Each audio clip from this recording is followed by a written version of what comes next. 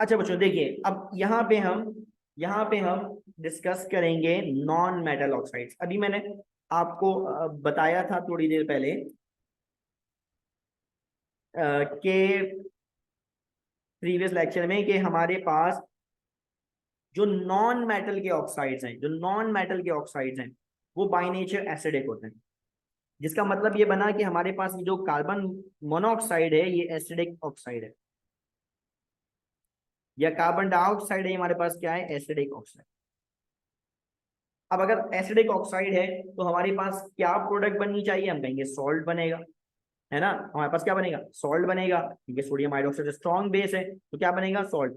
जब बच्चों carbon monoxide होता है ना, अब इस फीचर को ध्यान में रखिएगा, कार्बन मोनोऑक्साइड है तो नतीजतन हमें जो सॉल्ट मिलेगा दैट इज सोडियम फॉर्मेट।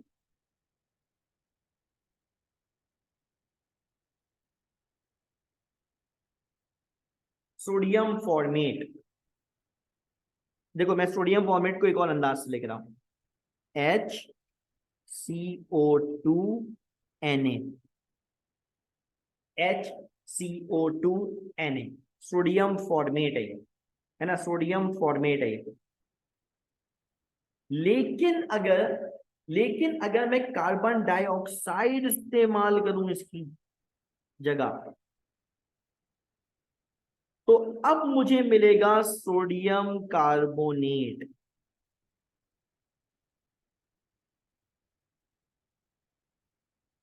अब मुझे मिलेगा sodium carbonate plus water.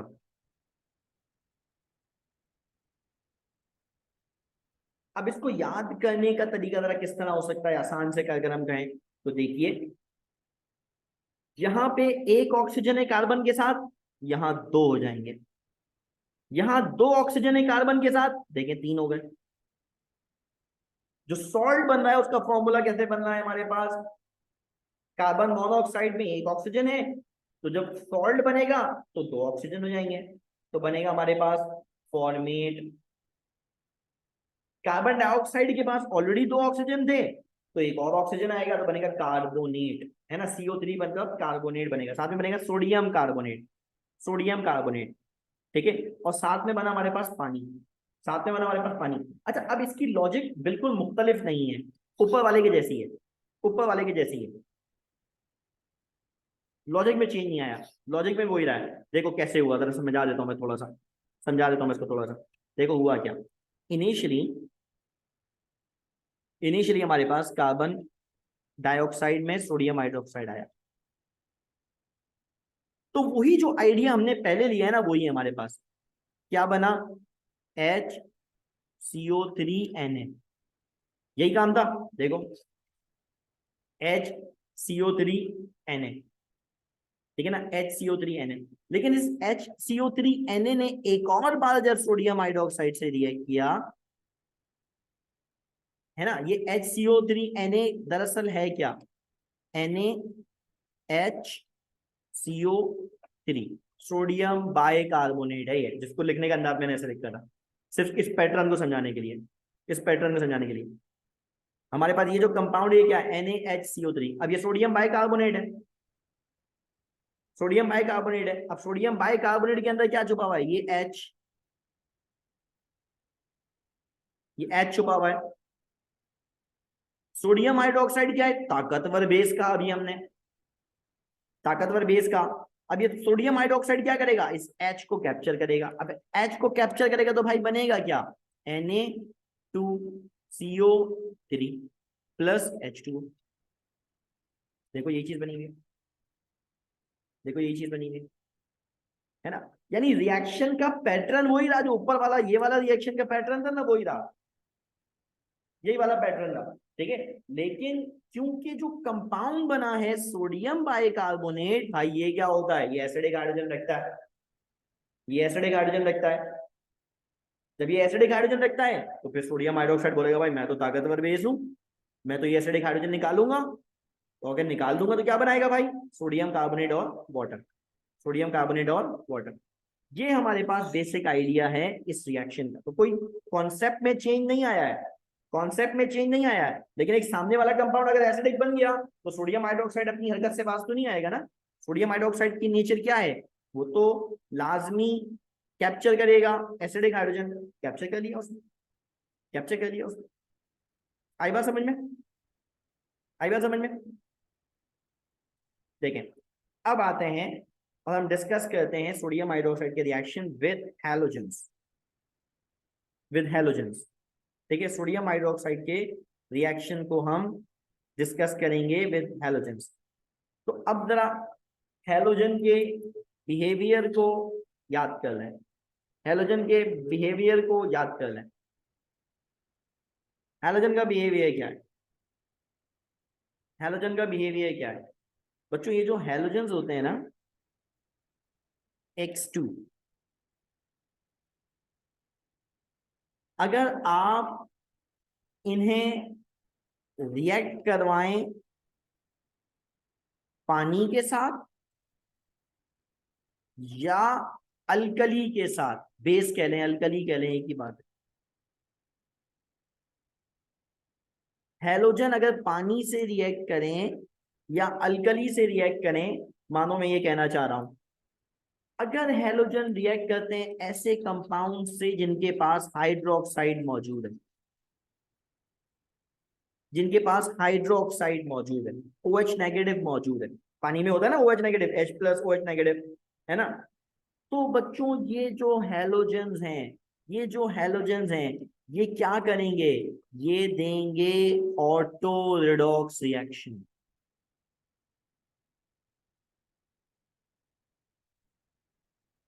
Auto redox reaction. अच्छा, ऑटो रिडॉक्स रिएक्शन क्या होता है जानते हैं आप लोग, एक ही element within the reaction oxidise भी हो रिड्यूस भी हो, ऑक्सीडाइज भी हो रिड्यूस भी हो, ये क्या कहलाते हैं, auto redox reaction, auto redox reaction. अब देखो सोडियम हाइड्रोक्साइड को रिएक्ट करवा दें हम क्लोरीन से, हम क्या कह रहे हैं भाई, क्लोरीन Cl2 टूट जाएगा, टूट के क्या बनाएगा, एक बार ऑक्सीडाइज होगा, एक बार रिड्यूस होगा। जब रिड्यूस होगा तो क्या बनाएगा, NaCl, जब ऑक्सीडाइज होगा तो क्या बनाएगा, NaOCl, साथ में बनेगा पानी। अच्छा अब इसमें क्या हुआ, NaCl का Cl माइनस चार्ज वाला है, मानो रिड्यूस हुआ, और NaOCl का Cl प्लस चार्ज वाला है, यानी ये क्या हुआ, ऑक्सीडाइज हुआ, है ना, ये क्या हुआ, ऑक्सीडाइज हुआ। तो ये क्या हुआ है, रिड्यूस्ड, और ये क्या हुआ है, ऑक्सीडाइज। तो same element within the reaction reduce भी हुआ ऑक्सीडाइज भी हुआ, ये हो गया auto redox reaction, auto redox reaction. अच्छा अब इसमें एक बात और सुनिए, एक बात और सुनिए, और वो क्या, देखिए यहाँ जो क्लोरीन है ना बच्चों, ये पॉजिटिवली चार्ज है, पॉजिटिवली चार्ज क्लोरीन है, और ये जो oxidised form of the chlorine है, ये दरअसल unstable state of the chlorine है, unstable state of the chlorine है। क्लोरीन पॉजिटिव चार्ज रख के स्टेबल नहीं होता, क्लोरीन पॉजिटिव चार्ज रख के स्टेबल नहीं होता, लिहाजा लिहाजा ये कंपाउंड बच्चों एक ऑक्सीडाइजिंग एजेंट के तौर पे काम करता है, ऑक्सीडाइजिंग एजेंट के तौर पे काम करता है। और ये जो ऑक्सीडाइजिंग एजेंट होते हैं ना, ये आम तौर पे ब्लीचिंग एजेंट भी कहलाते हैं, है ना, ब्लीचिंग इफेक्ट भी रखते हैं, इलेक्ट्रॉन गेन करते हैं, ब्लीच इफेक्ट देते हैं, ब्लीच इफेक्ट देते हैं। हाँ, इस बात को अच्छी तरह ध्यान में रखिएगा कि auto redox reaction of the halogen में जो oxidised part of the halogen है वो अनस्टेबल होता है, लिहाजा वो ऑक्सीडाइजिंग एजेंट या ब्लीचिंग एजेंट के तौर पे काम करता है या कर सकता है। अच्छा अब ये नीचे वाला रिएक्शन देखिए, नीचे वाले रिएक्शन में क्या है, सेम क्लोरीन इस्तेमाल किया है, सेम सोडियम हाइड्रोक्साइड इस्तेमाल किया है, लेकिन इस बार हमने क्या किया है, ये हाई टेम्परेचर पे, बॉइल्ड स्टेट कह लीजिए आप इसे, हाइयर टेम्परेचर पे हमने काम करवाया है। अब अगर हायर टेम्परेचर पे काम करवाने हैं तो भाई काम चेंज नहीं होगा, रिएक्शन चेंज नहीं होगा, रिएक्शन की नेचर चेंज नहीं होगी। नेचर क्या है? ऑटोडॉक्स रिएक्शन होना है, ऑटोडॉक्स रिएक्शन होना है। सिर्फ फर्क किस चीज का पड़ेगा? सिर्फ फर्क किस चीज का पड़ेगा बच्चों? हायर टेम्परेचर पे भी ऑटोडॉक्स रिएक्शन ही होना है। बस सिर्फ फर्क इतना है कि जब टेम्परेचर ज्यादा होता है तो रिडक्शन प्रोडक्ट तो चेंज नहीं होती, रिडक्शन प्रोडक्ट तो चेंज नहीं होती, बस ऑक्सीडाइज्ड प्रोडक्ट चेंज हो जाती है। मानो ऑक्सीडेशन का अमल बढ़ जाता है, ऑक्सीडेशन का अमल बढ़ जाता है। देखो हाइयर टेम्परेचर पे Cl अब भी -1 ही है, Cl अब भी क्या है? -1 ही है, लेकिन यहां क्लोरीन ऑक्सीडाइज होके +5 में चला गया। यानी हायर टेम्परेचर पे ऑक्सीडेशन का अमल ऑक्सीडेशन का अमल ज्यादा होगा। हायर टेम्परेचर पे ऑक्सीडेशन का अमल क्या होगा? ज्यादा होगा। मतलब लो टेम्परेचर पे क्लोरीन अगर 1 इलेक्ट्रॉन लॉस कर रहा है तो हायर टेम्परेचर पे वही क्लोरीन 5 इलेक्ट्रॉन लॉस करता हुआ नजर आएगा। यहां से जो उसूल आपने जहन में रखना है वो ये कि हाई टेम्परेचर पे ऑक्सीडेशन का अमल आसान हो जाता है, ज्यादा हो जाता है। ऑक्सीडेशन का अमल आसान हो जाता है, ज्यादा हो जाता है।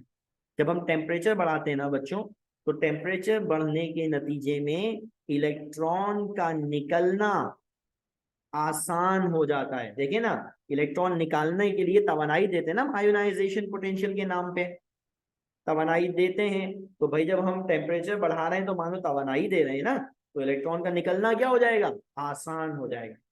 हायर टेम्परेचर पे ऑक्सीडेशन का अमल आसान हो जाता है। ठीक है, बात समझ में आई? रिडक्शन पे कोई असर नहीं पड़ेगा।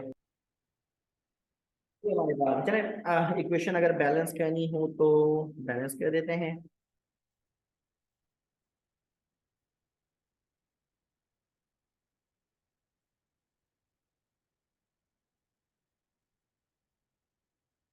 ये इक्वेशन बैलेंस है, ठीक है ना, ये इक्वेशन बैलेंस है। अच्छा जी, अब देखिए, अब हम रिएक्ट करवा रहे हैं सॉल्ट्स के साथ। कैसे सॉल्ट्स? जो कि एम्फोटेरिक नहीं है, एसिडिक नहीं है ना, ऐसे कंपाउंड के साथ रिएक्ट करवाने हैं जो एम्फोटेरिक नहीं है, एसिडिक नहीं है। तो फिर क्या होगा भाई? फिर सोडियम हाइड्रोक्साइड क्या करेगा? बोलेगा भाई मैं बेस के साथ साथ सॉल्ट भी तो हूं, मैं बेस के साथ साथ क्या हूं? सॉल्ट हूं। अब अगर कोई कंपाउंड सॉल्ट बिहेव कर रहा है तो फिर रिएक्शन क्या होना चाहिए? तो हमने अभी डिस्कस किया था प्रीवियस में प्रीवियस लेक्चर में कि सोडियम हाइड्रोक्साइड दो तरह का बिहेवियर करता है।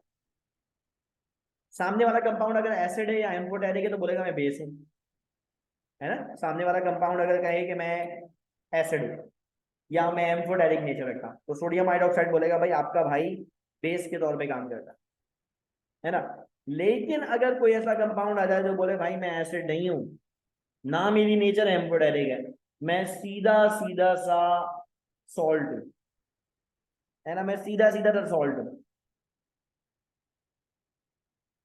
ऐसे में सोडियम हाइड्रोक्साइड बोलेगा भाई अगर तुम सॉल्ट हो ना तो हम भी आयोनिक कंपाउंड हैं और सॉल्ट बिहेव करने की सलाहियत रखते हैं। आयोनिक कंपाउंड है, ठीक है ना, आयोनिक कंपाउंड है, सॉल्ट बिहेव करने की सलाहियत रखते हैं। और अगर तुम सॉल्ट तो हम भी सॉल्ट, और अगर दोनों सॉल्ट आपस में मिल जाएं तो बच्चों सॉल्ट और सॉल्ट के दरमियान होने वाला रिएक्शन क्या होता है? Double displacement reaction. Double displacement reaction क्या बनेगा भाई? एक जाने बनेगा NaCl, एक जाने बनेगा जिंक हाइड्रोक्साइड, जिंक हाइड्रोक्साइड। इसी तरह एक जाने बनेगा NaCl और एक जाने बनेगा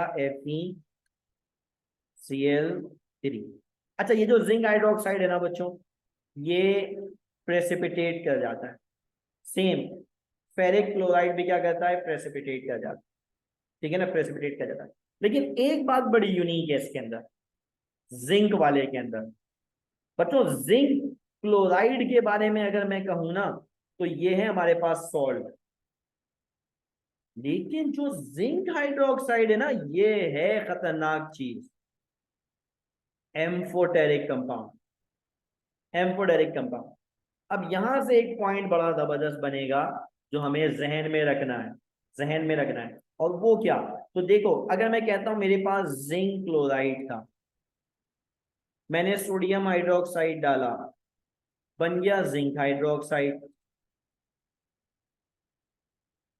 जिंक हाइड्रोक्साइड व्हाइट कलर का प्रेसिपिटेट पाउडर स्टेट में नीचे सेटल डाउन हो जाता है। लेकिन इशू क्या है, इशू ये है कि यार ये जिंक हाइड्रोक्साइड तो एम्फोटेरिक नेचर का है, जिंक हाइड्रोक्साइड तो एम्फोटेरिक नेचर का है। और अगर एम्फोटेरिक नेचर का सब्सटेंस है, तो भाई अगर हम उसमें बेस ऐड कर दें, तो फिर तो ये रिएक्ट कर सकता है, फिर तो ये रिएक्ट कर सकता है। यानी जो प्रोडक्ट बनी है हमारे पास यहाँ जिंक हाइड्रोक्साइड, ये दरअसल रिएक्टिव प्रोडक्ट है, ये रिएक्टिव प्रोडक्ट है। यानी अगर इस प्रोडक्ट के अंदर मैं थोड़ा मजीद ऐड कर दूं सोडियम हाइड्रोक्साइड, तो भैया ये बचेगा नहीं, ये बचेगा नहीं। ये क्या करेगा, बोलेगा भाई मैं ना डी ब्लॉक एलिमेंट का कंपाउंड हूं, एम्फोटेरिक नेचर रखता हूं, मैं तो कॉम्प्लेक्स बनाऊंगा, मैं तो कॉम्प्लेक्स बनाऊंगा। ठीक है, मैं तो कॉम्प्लेक्स बनाऊंगा। यानी वो जो प्रेसिपिटेट मिले थे, वो जो प्रेसिपिटेट मिले थे, वो प्रेसिपिटेट क्या करेंगे, वो सॉलेबल कॉम्प्लेक्स बना लेंगे। क्यों भैया, क्या वजह थी, हमने बोला ये कंपाउंड जो प्रेसिपिटेट की सूरत में नजर आ रहा है ना, इतना शरीफ, इतना नन्ना मुन्ना कंपाउंड नहीं है, ये एम्फोटेरिक है, एम्फोटेरिक है। अगर मजीद बेस डालोगे तो बोलेगा भाईजान मैंने मजीद रिएक्ट करना है, मेरा अभी दिल नहीं भरा रिएक्शन करने से, मैं मजीद रिएक्शन करूंगा। ठीक है, अच्छा ये हमें यहाँ नजर नहीं आएगा, यहाँ नजर नहीं आएगा। ठीक है, सॉरी मैंने यहाँ पे FeCl3 लिख दिया, FeOH लिखना था मुझे, सॉरी। ये जो है, मुझे यहाँ पे इसको सही करना है, ठीक है ना, इसको सही करना है। फेरिक हाइड्रोक्साइड बनेगा ना बच्चों, डबल डिस्प्लेसमेंट रिएक्शन हुआ ना, ठीक है ना।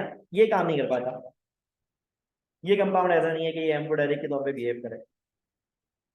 ठीक है भाई, समझ में आया, समझ में आया। तो कभी कभी ऐसा भी होता है। अच्छा, अब आते हैं बड़ी अहम बात, अब आते हैं बड़ी अहम बात डिस्कस करते हैं, एक्टिव मेटल। अगर सोडियम हाइड्रोक्साइड एक्टिव मेटल से रिएक्ट करे तो क्या होगा, सोडियम हाइड्रोक्साइड अगर एक्टिव मेटल से रिएक्ट करे तो क्या होगा। सबसे पहले तो बात हम ये डिस्कस करें भाई, एक्टिव मेटल से मुराद क्या है ना, एक्टिव मेटल से क्या मुराद है, पहले तो ये समझना जरूरी है। एक्टिव मेटल किन्हें कहा जाता है बच्चों, ऐसे मेटल जिनका इलेक्ट्रोड रिडक्शन पोटेंशियल नेगेटिव होता है ना, इनका इलेक्ट्रॉन रिडक्शन पोटेंशियल, ऐसे तमाम मेटल जिनका इलेक्ट्रॉन रिडक्शन पोटेंशियल नेगेटिव होता है, इन्हें कहते हैं एक्टिव मेटल, है ना। इनकी खास बात क्या है, ये इलेक्ट्रॉन देते हैं किसे, स्टैंडर्ड हाइड्रोजन इलेक्ट्रोड में, मानो H+ को इलेक्ट्रॉन देना पसंद करते हैं, आम अंदाज में कहते हैं। एक्टिव मेटल कौन है ये याद करना जरूरी है, नेगेटिव रिडक्शन पोटेंशियल जिनका होता है वो एक्टिव मेटल है। ये बासानी H+ को इलेक्ट्रॉन दे देते हैं, और अगर H+ इलेक्ट्रॉन लेगा तो बनाएगा H2 गैस, H2 गैस। ठीक है, तो अब यहां से एक बेसिक आइडिया याद कर लो, क्या बच्चों, जब भी एक्टिव मेटल देखो, एक्टिव मेटल देखो कि वो रिएक्ट कर रहा है, कि वो रिएक्ट कर रहा है किसके साथ, एसिड के साथ, किसके साथ, बेस के साथ, किसके साथ, पानी के साथ। ठीक है, तो फौरन समझ जाओ कि हमारे पास बनेगा सॉल्ट और hydrogen gas. salt or hydrogen gas, actually nascent hydrogen which converts into hydrogen gas, actually nascent hydrogen बनती है जो कि H2 गैस में कन्वर्ट हो जाती है। अब ये डिस्कस करूंगा मैं जब मैं नाइट्रिक एसिड और सल्फ्यूरिक एसिड के रिएक्शन बताऊंगा, तो उस वक्त इस बात को अच्छी तरह डिस्कस करूंगा, समझाऊंगा कि नेसेंट हाइड्रोजन कब हाइड्रोजन गैस बनाती है और कब वो वाटर बनती है। ये बात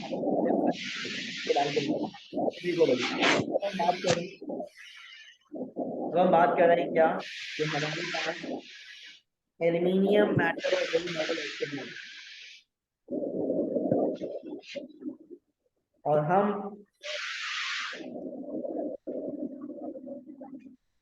और हम क्या कर रहे हैं, हम इसे सोडियम हाइड्रोक्साइड से रिएक्ट करवा रहे हैं, यानी बेस से अल्कली से रिएक्ट करवा रहे हैं। तो भाई क्या बनना चाहिए, सॉल्ट। क्या बनना चाहिए, सॉल्ट। अच्छा अभी मैंने डिस्कस किया एल्यूमिनियम, ये एल्यूमिनियम के कंपाउंड बेस से मिलके सॉल्ट बनाते हैं। कौन सा सॉल्ट, एल्यूमिनेट। कौन सा सॉल्ट बनाते हैं, एल्यूमिनेट। तो यहां बन गया सोडियम एल्यूमिनेट, सोडियम एल्यूमिनेट। और क्या बनेगा भाई, हाइड्रोजन गैस। और क्या बनेगा, हाइड्रोजन गैस। ठीक है। इसी तरह सिमिलरली जिंक भी यही काम करेगा, जिंक भी यही काम करेगा। जिंक भी सॉल्ट बनाएगा और हाइड्रोजन गैस। जिंक के salt sodium zincate, sodium zincate. Zinc का सॉल्ट क्या हमारे पास, सोडियम जिंकेट। एल्यूमिनियम का सॉल्ट क्या है हमारे पास,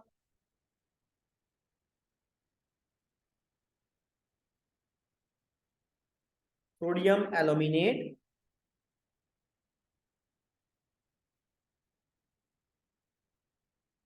ठीक है।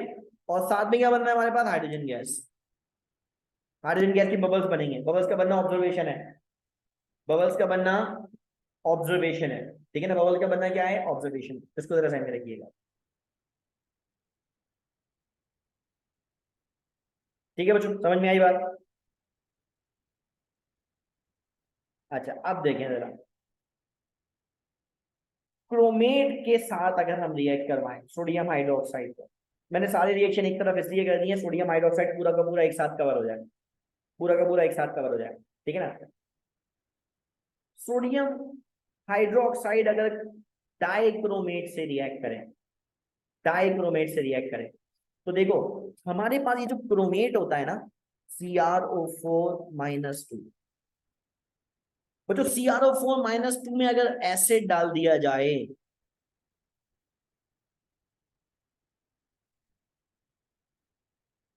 क्रोमेट अगर एसिड के साथ रिएक्ट करे तो बच्चों बनाता है डाइक्रोमेट, डाइक्रोमेट। जबकि जबकि अगर डाइक्रोमेट में बेस डाल दिया जाए तो ये टूट के दोबारा क्या बनाएगा, क्रोमेट। डी ब्लॉक के रिएक्शन करवाऊंगा, क्रोमेट के रिएक्शन करवाऊंगा, डिटेल में बताऊंगा, फिलहाल इसको ध्यान में रखते हैं। क्रोमेट एसिड से मिलके डाइक्रोमेट बनाता है, डाइक्रोमेट बेस में टूट जाता है, किसमें, जिससे बना था, किससे बना था, क्रोमेट के।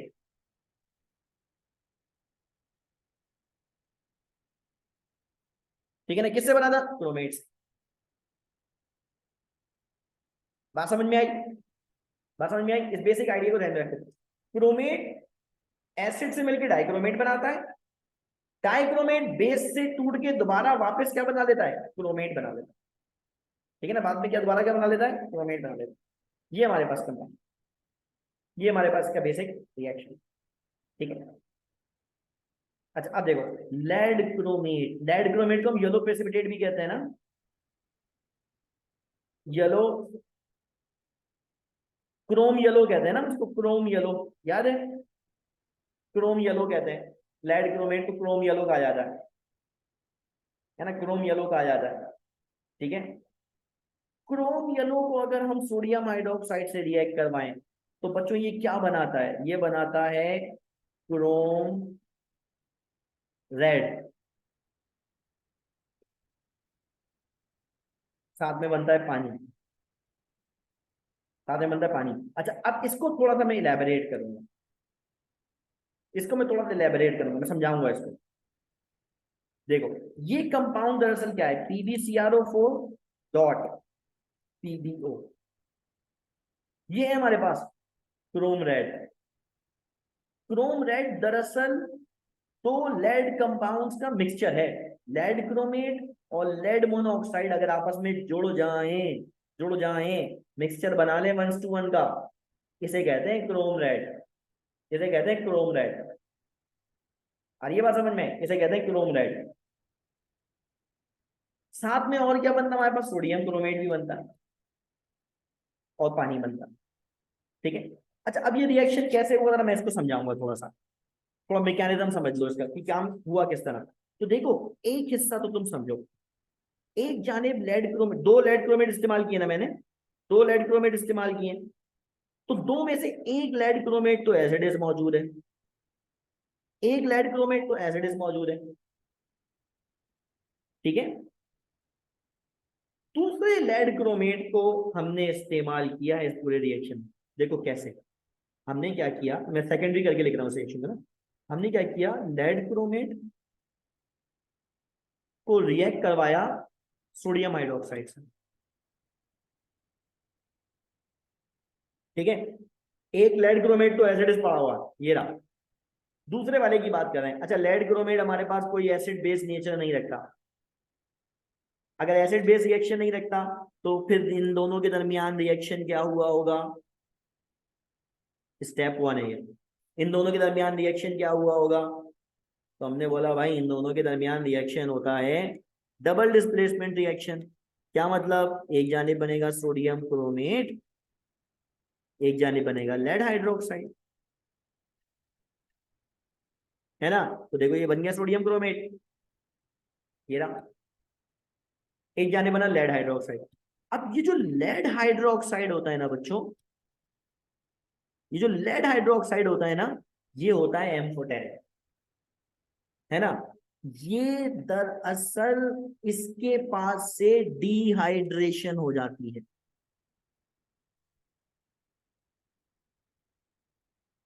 इसके पास से क्या हो जाती है, डिहाइड्रेशन हो जाती है। मतलब समझो, लेड हाइड लेड हाइड्रोक्साइड से वाटर मॉलिक्यूल निकल जाता है, देखो ये निकल गया वाटर मॉलिक्यूल, तो बचा क्या, लेड मोनोऑक्साइड। बचा क्या, लेड मोनोऑक्साइड, ये आ गया लेड मोनोऑक्साइड, ये आ गया लेड मोनोऑक्साइड, है ना। तो हुआ क्या, लेड क्रोमेट का एक मॉलिक्यूल एज इट इज और दूसरे मॉलिक्यूल किस में कन्वर्ट हो गया, लेड मोनोऑक्साइड में कन्वर्ट हो गया, और इन दोनों ने मिक्सर बना लिया, इसे क्या कहेंगे हम, क्रोम रेड, क्रोम रेड।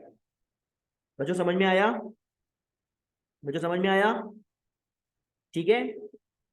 इस तरह से काम हुआ था, मिक्सचर ये बना था, मिक्सचर ये बना था, ठीक है, समझ में आ गया।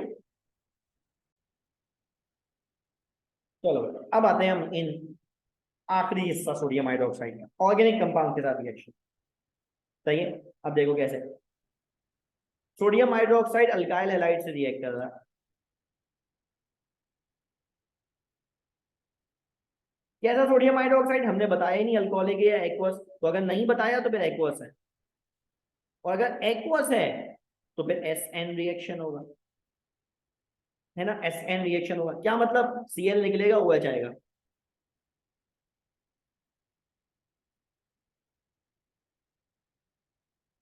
Cl निकलेगा, OH आएगा। लेकिन अगर अल्कोहलिक है, लेकिन अगर अल्कोहलिक है तो फिर क्या होगा, एलिमिनेशन रिएक्शन। एलिमिनेशन रिएक्शन में क्या होगा, अल्कीन बनेगा भैया।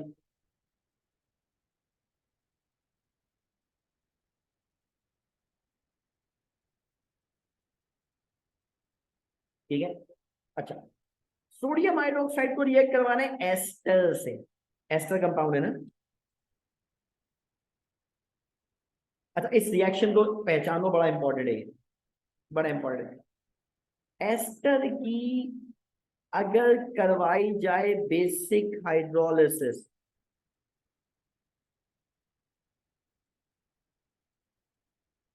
तो इस रिएक्शन को सपोनिफिकेशन रिएक्शन कहते हैं, सोप फॉर्मेशन, सपोनिफिकेशन।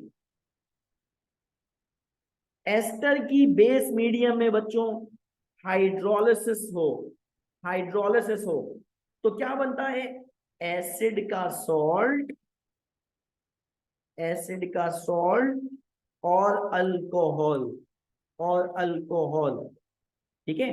और ये जो एसिड का सॉल्ट है ना, ये जो एसिड का सॉल्ट है ना बच्चों, अगर ये लॉन्ग चेन एसिड हो, अगर ये लॉन्ग चेन, या मतलब ये CH3 की जगह कुछ और लगा होता है, लंबी सी चेन, तो ये कहलाता सोप, सोप है ना, ये क्या कहलाता है, सोप। यानी अगर हमारे पास एक लंबी सी कार्बन चेन मौजूद है, किसके साथ, COO Na के साथ, ठीक है। अगर ये कार्बन चेन बड़ी सी है तो ये दरअसल सोप का फॉर्मूला है, दरअसल क्या है, सोप का फॉर्मूला, सोप का फॉर्मूला, ठीक है। तो ये एस्टर की बेसिक हाइड्रोलिसिस में, यानी बेस की मीडियम में एस्टर को तोड़ना, क्या कहलाता है, सपोनिफिकेशन। क्या बनता है, एसिड का सॉल्ट और अल्कोहल, एसिड का सॉल्ट और अल्कोहल। अच्छा, अब आते हैं ये लास्ट रिएक्शन, और बहुत अहम रिएक्शन, बहुत अहम रिएक्शन। ये है हमारे पास एसीटोन, एसीटोन की जगह मैं कह रहा हूं कीटोन। कीटोन भी कैसा, अल्फा मीथाइल कीटोन। इसके स्ट्रक्चर खोल के लिखूंगा,